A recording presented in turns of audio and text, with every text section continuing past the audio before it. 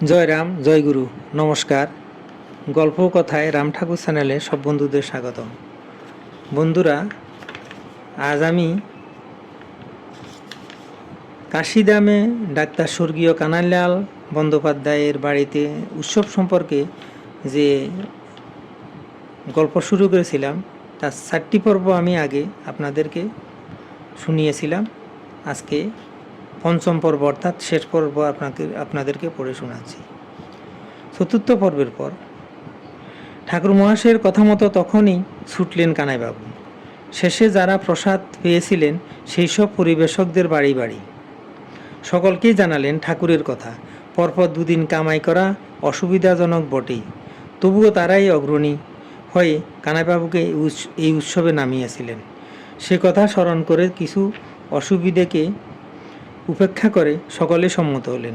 রন্ধনকর্ম যারা করেছিলেন সেই মায়েদেরও জানালেন ঠাকুর মহাশয়ের কথা এবং সধবা রমণীরা নিরামিষ খেয়ে গেছেন, এতে সন্তুষ্ট হতে পারেননি ঠাকুর মহাশয়, এটাও জানালেন। সুতরাং আজ রান্না হবে ওই কম পড়া 2 রকমের তরকারি, মাছ ও মাংস, আর বাজার থেকে আনতে হবে দই, রাবড়ি, যেমনটি ঠাকুর মহাশয় বলেছিলেন।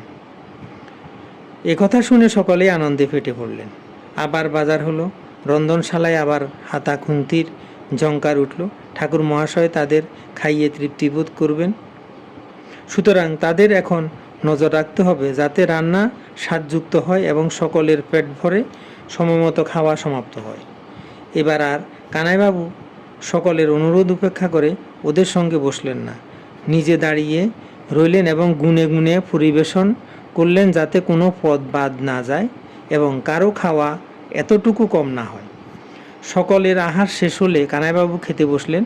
তখন তার খাওয়া দেখছেন আর পদ গুনছেন অন্যরা। পরপর 2 দিনের পরিশ্রমেও অনিয়মে সকলের দেহই চাইছিল কিছুক্ষণের বিশ্রাম। কানাইবাবু বসে রইলেন সঙ্গে আর সকলেই। একটু আতঙ্ক রয়েছে, তাই মায়েরা বা ছেলেরা কেউই শয্যায় আশ্রয় নিতে পারলেন না। বেলা 3টার কাছাকাছি কানাইবাবু উঠলেন ঠাকুর মহাশয়ের কাছে যাওয়ার জন্য। যুবকরাও 5-7 জন কানাইবাবুর সঙ্গে চললেন। ভয় আছে এবার ঠাকুর মহাশয় কী না বলেন। ঠাকুর মহাশয় তক্তপোষের উপর বসেছিলেন একাকী। দুরু বক্ষে দরজার কাছে কানাইবাবু জুতোর ফিতে খুলছিলেন। আসেন কানাইবাবু, আসেন আপনারা, এবার উৎসব আপনাকেও সম্পূর্ণ হয়েছে। ঠাকুর মহাশয় সহাস্যে বলে উঠলেন। ঠাকুরের চরণে লুণ্ঠিত হয়ে পড়লেন কানাইবাবু। সঙ্গে সঙ্গে কানাইবাবুর সঙ্গীরাও।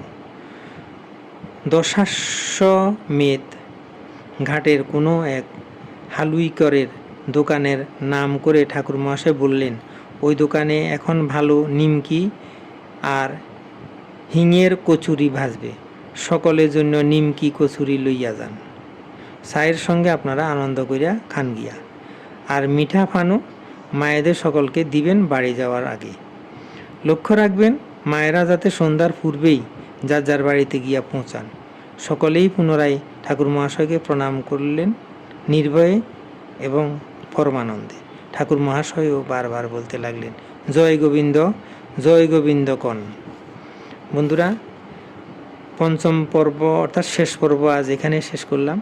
এখন আপনাদেরকে ঠাকুরের বেদবাণী থেকে একটি বাণী পাঠ করে শোনাচ্ছি।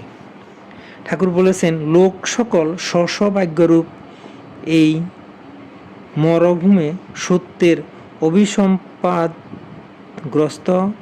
হইয়া মনের বুদ্ধির ও অহংকারের দ্বারাই আকৃষ্ট হইয়া দুরন্ত ভবসাগরের আগরে পতিত হইয়া স্ত্রী পুত্রাদির দ্বারা সুখ দুঃখ উপভোগ করিয়া থাকে।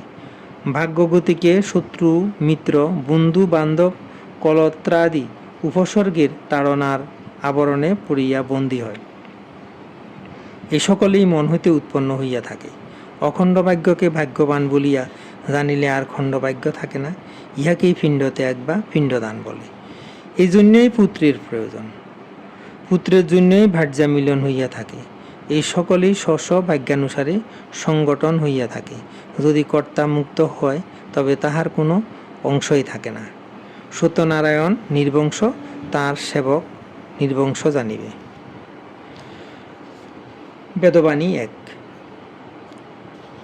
আজ এ পর্যন্তই। আগামী দিন আবার শ্রী শ্রী ঠাকুর সম্পর্কে গল্প বাণী নিয়ে আপনাদের সাথে থাকবো বন্ধুরা। চ্যানেলটি যদি আপনাদের ভালো লেগে থাকে তাহলে সাবস্ক্রাইব করে চ্যানেলটির পাশে থাকবেন। আর নতুন বন্ধু হলে প্লিজ সাবস্ক্রাইব করবেন আরও নতুন নতুন ঠাকুর সম্পর্কে গল্প জানতে। আর বেশি বেশি করে লাইক, শেয়ার, কমেন্ট করবেন। ধন্যবাদ, ভালো থাকবেন। জয় গোবিন্দ, গুরু কৃপায় কেবলম।